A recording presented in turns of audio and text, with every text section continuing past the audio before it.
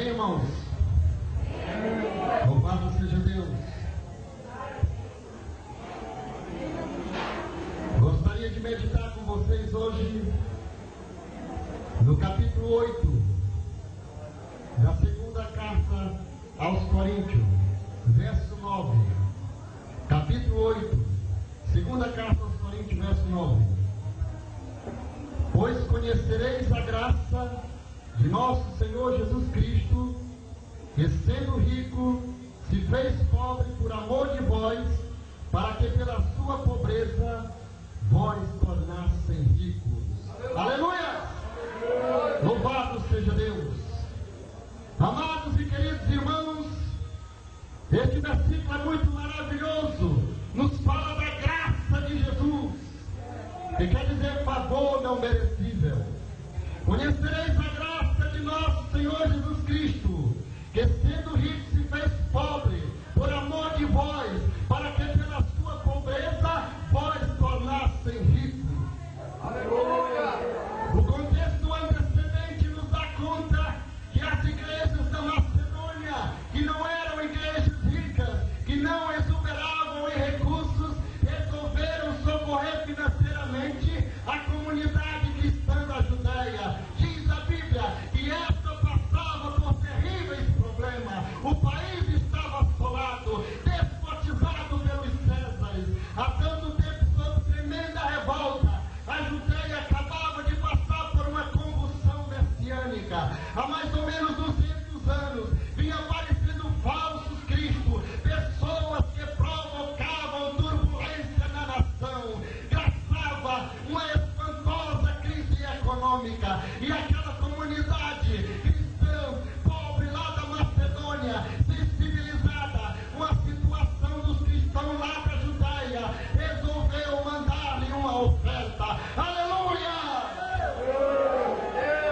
O apóstolo Paulo, reportando-se àquela situação, diz que eles, apesar da sua pobreza, receberam de Deus a graça de se tornarem mais pobres, porém enriquecendo alguns. Paulo então invoca o testemunho de um acontecimento bastante conhecido da comunidade de Corinto. Paulo queria explicar aos coríntios que o evangelho que ele recebera era muito nítido, vivido. Aleluia! Paulo queria mostrar que o evangelho que ele recebera era nítido e vivido. Paulo mostrava ao destinatário da sua carta como as coisas do reino de Deus se processam, ou seja, como é que alguém que tem recursos torna-se pobre para enriquecer a outro. É como se Paulo tivesse dito: vocês conhecem a graça de nosso Senhor Jesus Cristo, ele era rico e se fez pobre. Louvado seja Deus! A Bíblia ensina no livro de Hebreus, no capítulo 1, verso 3, que Jesus é o resplendor da glória, a expressão exata do ser de Deus, sustentando todas as coisas pela palavra do seu poder. E Paulo também diz, em Colossenses 1:15, que ele é a imagem do Deus invisível, o primogênito de toda a criação.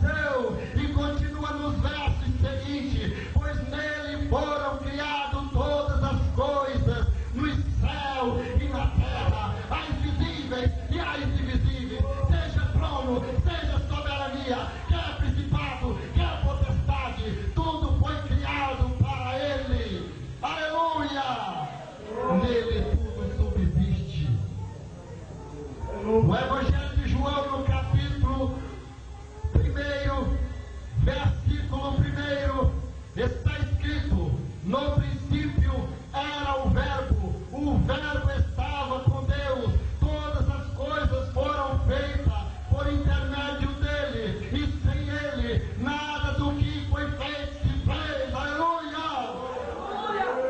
E no mesmo livro de João, no capítulo 17, versículo 24, está escrito da seguinte maneira: Jesus falando juntamente com seus discípulos, diz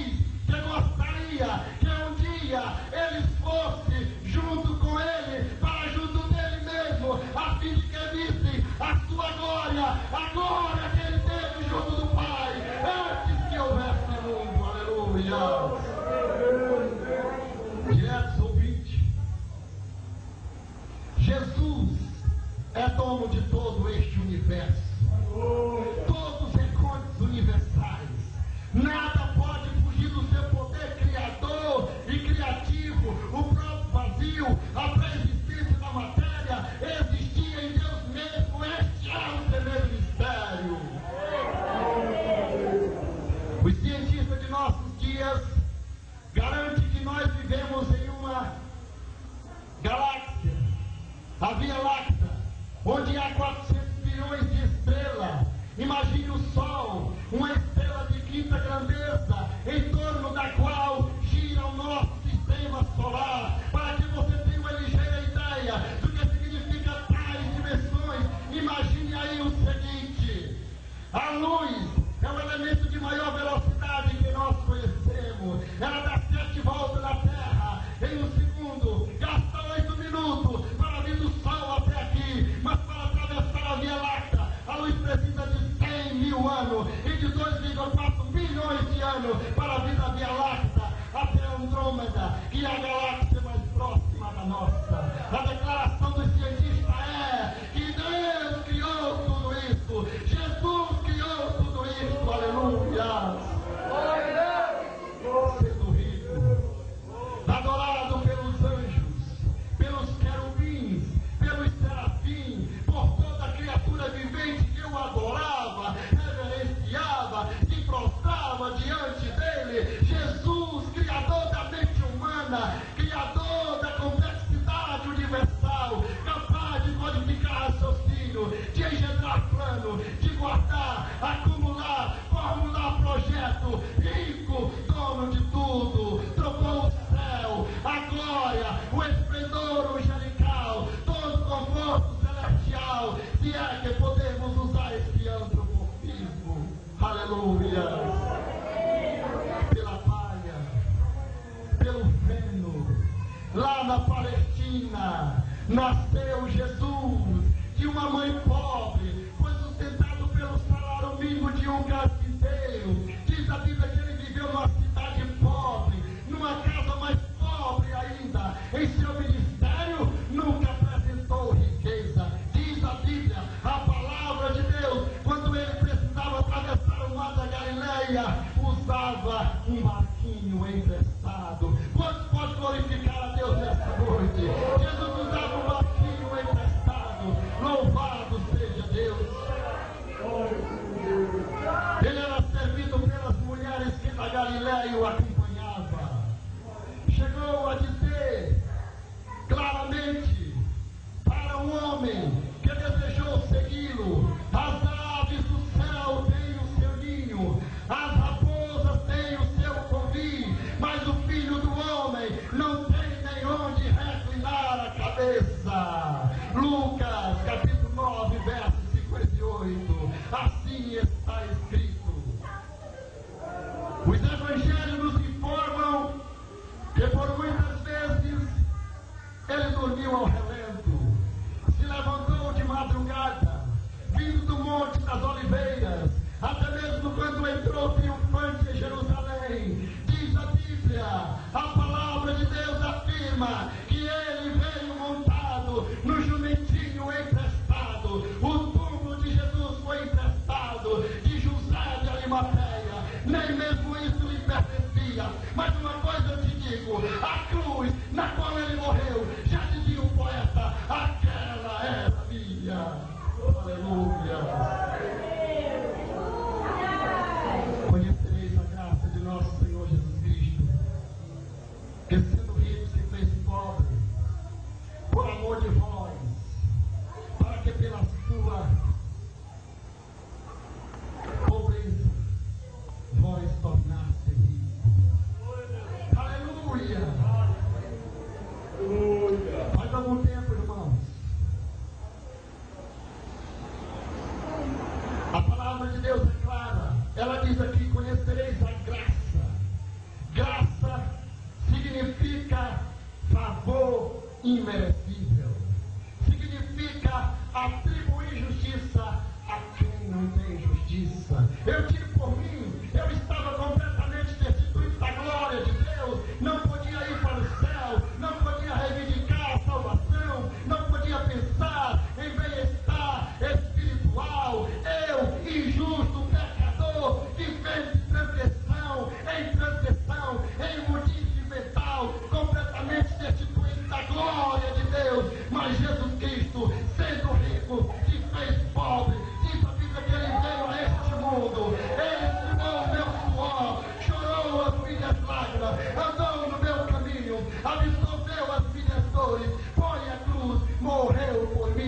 morreu por ti. Diz a Bíblia que esse justo morreu pelo injusto, assumiu meu pecado, minha dívida, minha dor, minha calamidade, toda a minha condenação. Depois declarou-me anistiado, declarou-me inocente. Tem culpa, deu-me possibilidade de reivindicar a salvação. Não somente creia nele, na sua cruz, no seu sacrifício, na sua obra redentora e no poder purificador do seu sangue. Isso é que é graça, aleluia. Faz algum tempo, irmãos, eu ouvi uma história. Um médico que fez sociedade com outro médico. E este seu colega começou a cometer atrocidades, alguns desmandos na clínica, a tal ponto que os dois foram incriminados, foram levados à presença do juiz.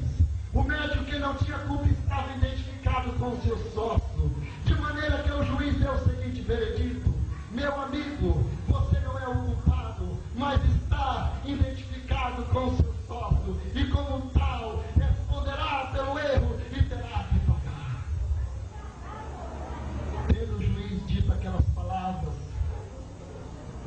desceu da sua cátedra, ou seja, da sua poltrona, tirou um talão do cheque do bolso e acrescentou: como juiz, eu determinei que você tinha ficado com essa dívida, mas como seu advogado e como seu amigo, eu pago por você. Isso é que é a justificação. Foi isto que Jesus fez por mim. Foi isto que Jesus fez por ti. Isto foi o que Jesus fez por mim, por ti, igreja. Querido, nós levamos Jesus à cruz. Aleluia. Eu vou contar uma história que bem pode ilustrar o que eu quero vos dizer neste momento. Conta-se, um certo beduíno foi surpreendido em sua tenda por um homem pálido, ofegante, que lhe pedia abrigo, e o beduíno concordou em abrigá-lo. Mas sabe o que aconteceu? Logo em seguida, o beduíno viu a sua tenda invadida por um bando de homens armados, pedindo que lhes entregasse o homem que ele abrigava, pois se tratava de um assassino muito perigoso. Entretanto, o beduíno se levantou e falou à turma: há uma lei que impede vocês de se vingarem deste homem. Ele está abrigado na minha tenda, ele está dentro da minha tenda, e ao que a lei me permite protegê-lo, abrigá-lo. E os homens armados dizem: mas você não conhece ele. Não tem importância, falou o beduíno, pois eu aceitei na minha tenda e a lei me permite protegê-lo. E aqueles homens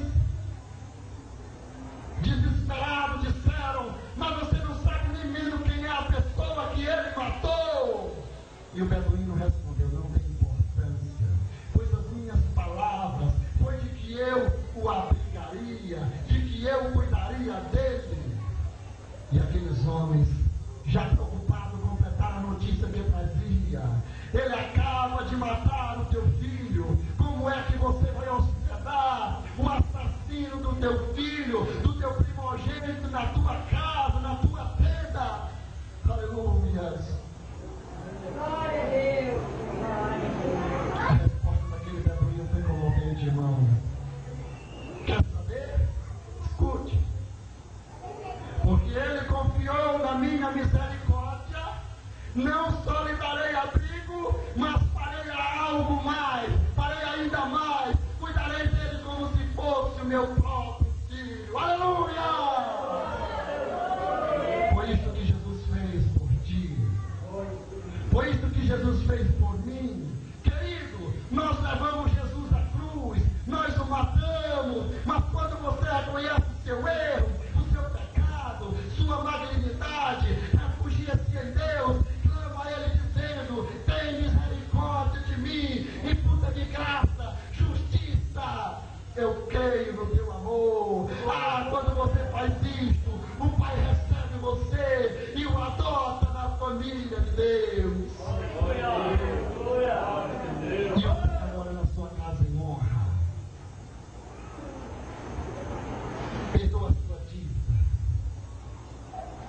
como o beduíno perdoou a do assassino.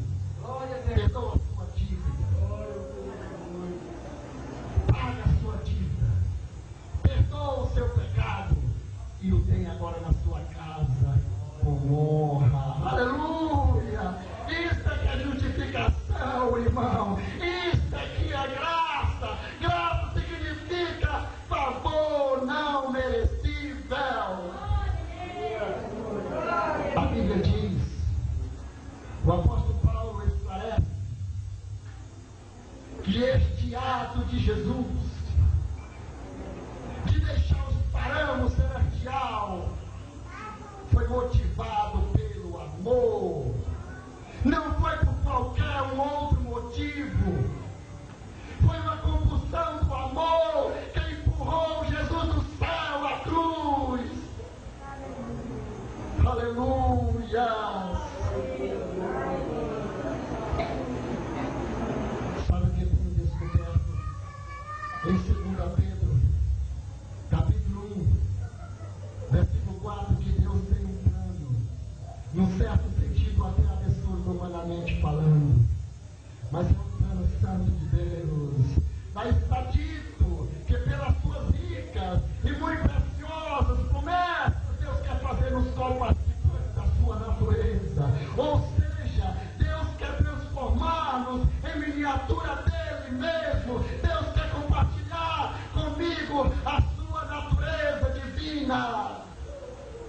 Deus quer fazer uma espécie de transubstanciação da natureza divina dele para a minha natureza, para a sua natureza, e em toda a eternidade, como está absorvendo o mar de Deus. Aleluia!